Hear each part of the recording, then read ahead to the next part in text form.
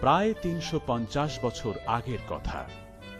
ইংরেজ বিজ্ঞানী sir Isaac Newton একদিন একটি আপেল গাছের নিচে বসে গভীর চিন্তায় মগ্ন ছিলেন। এ সময় হঠাৎ তার মাথায় একটি আপেল পড়ল। তখন তিনি চিন্তা করতে লাগলেন, আপেলটি কেন অন্যদিকে না গিয়ে তাঁর মাথায় পড়ল। এ চিন্তা থেকেই ১৬৮৭ সালে তিনি মহাকর্ষ সূত্র আবিষ্কার করেন।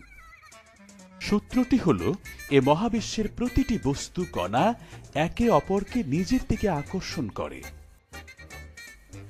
এ আকর্ষণ বলের মান বস্তু কণাদ্বয়ের ভরের গুণফলের সমানুপাতিক এবং এদের মধ্যবর্তী দূরত্বের বর্গের ব্যস্তানুপাতিক।